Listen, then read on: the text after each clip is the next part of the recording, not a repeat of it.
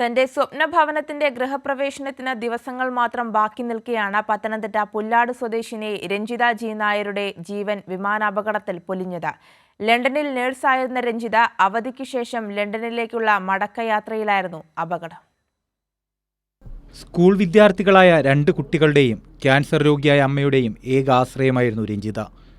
4 ദിവസത്തെ അവധിക്കായിരുന്നു രഞ്ജിത നാട്ടിലെത്തിയത്. 3 ദിവസത്തേക്കാണ് വന്നത്. അപ്പോൾ ഇന്നലെ വൈകിട്ട് ഞാൻ കണ്ടതാ. നല്ല ഇടപെടാൻ പറ്റിയൊരു നല്ല സഹോദരി.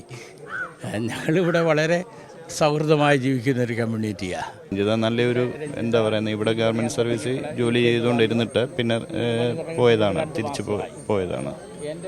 അപ്പോൾ അങ്ങനെയുള്ളപ്പം 2 കൊച്ചു കുഞ്ഞുങ്ങളുമുണ്ട്. വളരെ എന്താ പറയുന്നത്, നാടിനെടുക്കുന്ന ഒരു സംഭവമായിപ്പോയി. ഭയങ്കര ഭയാനകമായ ദുഃഖത്തിലാഴ്ത്തുന്ന ഒരു സംഭവം തന്നെയാണ്. രഞ്ജിത നിലവിൽ താമസിക്കുന്ന വീടിനോട് ചേർന്ന് തന്നെയായിരുന്നു സ്വപ്നഭവനവും പണിതുയർത്തിയത്.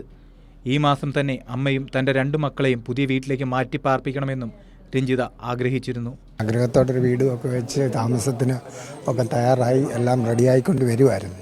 അപ്പോഴാ അവിടെ പോയി തിരിച്ചു വന്നൊക്കെ സെറ്റിലാകാമെന്നുള്ള കണക്കൂട്ടിലായിരുന്നു. അവർ തന്നെ വെച്ച വീടാണ്. മൃതദേഹം തിരിച്ചറിയാനായി DNA പരിശോധന നടത്തേണ്ടതായിട്ടുണ്ട്. ഇതിനായി സഹോദരൻ ഗുജറാത്തിലെത്തുമെന്ന് പത്തനംതിട്ട ജില്ലാ കളക്ടർ പറഞ്ഞു.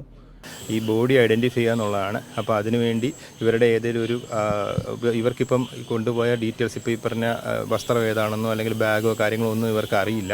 അപ്പോൾ അതുകൊണ്ട് തന്നെ സഹോദരൻ ആരെങ്കിലും ഗുജറാത്ത് അവർ ഇപ്പം അവിടെയുള്ള ബോഡി എല്ലാം ഒരു DNA സാമ്പിൾ ചെയ്യുന്നുണ്ട്. അപ്പോൾ DNA സാമ്പിളിങ് ചെയ്തിട്ട് സഹോദരൻ പോയി അദ്ദേഹത്തിൻ്റെ സാമ്പിൾ കൊടുത്ത്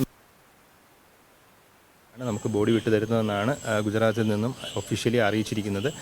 കൈരളി ന്യൂസ്, പത്തനംതിട്ട.